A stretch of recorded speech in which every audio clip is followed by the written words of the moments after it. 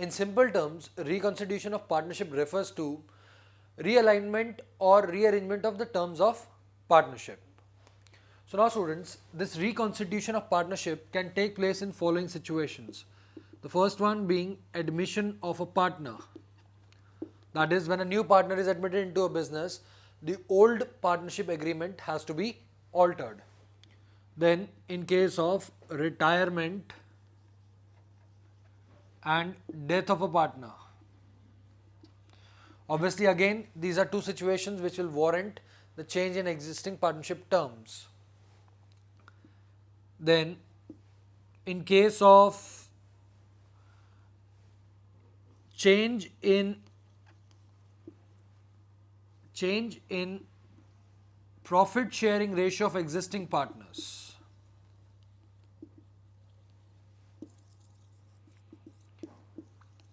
Now students, it is also a situation which is considered to be reconstitution. That is, the existing partners, even in absence of admission or retirement of a partner, among themselves decide to alter their partnership terms. So that means either the profit sharing ratio or the terms, any of these two is altered, it also amounts to reconstitution of partnership. Now let us move to the first situation, that is reconstitution of partnership under the case of admission of a partner.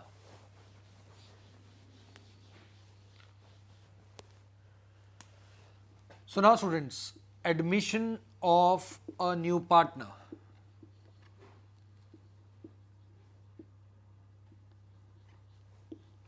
In case a new partner is entered into a partnership or is admitted into a partnership, it is a case of reconstitution. Now students, whenever a new partner comes into the business, he is entitled to two things. The first one being share of profits. Obviously when he is coming into the partnership, he expects to be an earning member, or he expects some profits out of the business. And remember this thing, that share of profits imply that he will have to share losses as well. So he is entitled to share of profits or share of losses, and he gets a share of assets and liabilities of the business. Share in. So obviously when he becomes a partner in the business, that means he actually earns co-ownership of all the assets and will have to pay a certain share of all the liabilities in the business. So remember, whenever a partner is admitted into a business, he has two different rights. One is to get certain share of profits and losses as they have agreed upon, and he will get a certain share in the assets and the liabilities of the business. Now, in order to get these entitlements, that is of profit and assets, what he will bring is, he will bring in capital towards the business. That is, he will bring in capital which would be contributed for his share into the business and would be used in the activities of the business. And he will also bring his share of goodwill,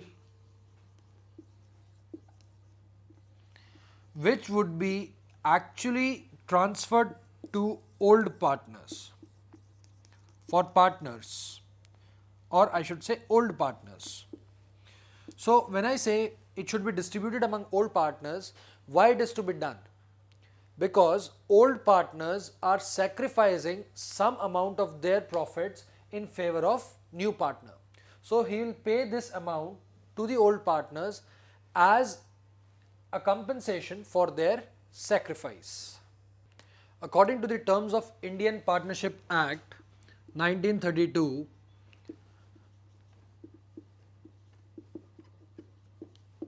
whenever a partner is admitted into a business, he can be admitted only when all the existing old partners agree for his admission. That means while admitting a partner, there has to be a unanimous decision. So that means even if there is one dissenting partner, the new partner cannot be admitted. So remember students, In case you are admitting a new partner into a business, it is must for all the old partners to give their assent for his admission. In case of refusal of even one partner, this particular new person cannot be admitted into the partnership. Now, coming to the accounting treatment of admission. Remember, from accounting point of view, there are various changes that take place. So, let us understand what are those changes. The first one being change in profit sharing ratio. Change in profit sharing ratio. Now, students, take a situation, A and B are partners and they are sharing profits and losses in a certain ratio. They admit C into partnership. So, obviously, the profit which was earlier being divided among two partners would now be shared by three partners. So, there is a change in the profit sharing ratio. Now, this profit sharing ratio, that is the new profit sharing ratio that we will calculate, should actually give us the sacrificing or gaining ratio. So, further on, the basic concept is to calculate new ratio and then move ahead to calculate gaining and sacrificing ratio. The second effect is calculation and treatment of goodwill.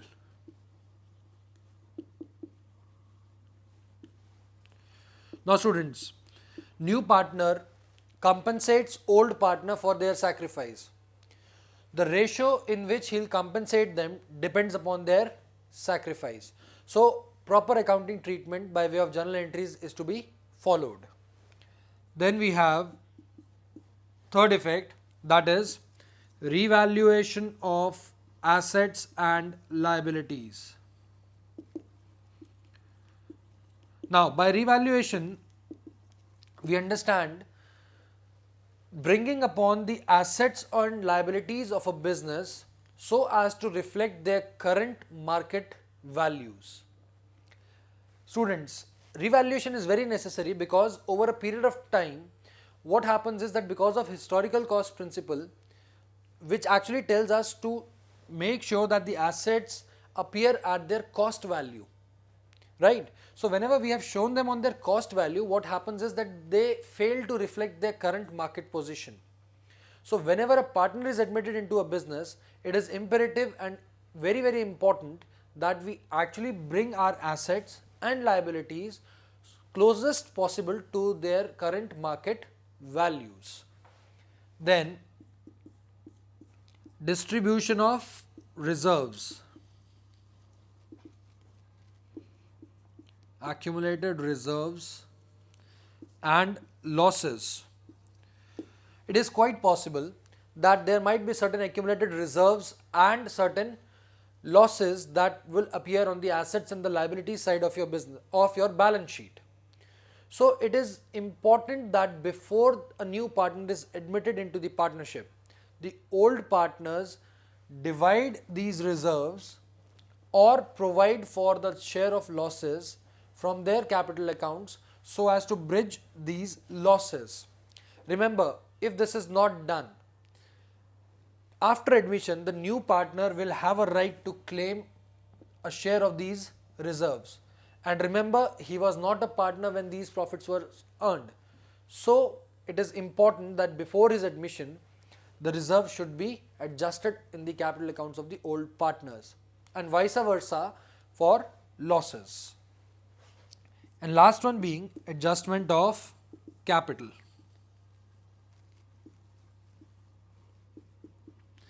Now, students, it depends upon the agreement of the partners whether they actually want to adjust their capitals or not. So, it is a discretion of the partners to adjust their capitals. Now, students, let us just revise everything about this. That is, these are the basic factors that are affected from accounting point of view whenever a new partner is admitted into the partnership. The first one being that the profit ratio of the partners is altered. We calculate new ratio and the end result by calculating the new ratio is to calculate the gain and the sacrifice made by each of the old partners in favor of the new partner. Then calculation and treatment of goodwill. Then we have revaluation of assets and liabilities so as to reflect their current market values. Then distribution of accumulated reserves, and in case there are losses, then adjustment of those losses in the accounts of old partners. And last is adjustment of capitals. Let us start with the first point, that is change in the profit sharing ratio.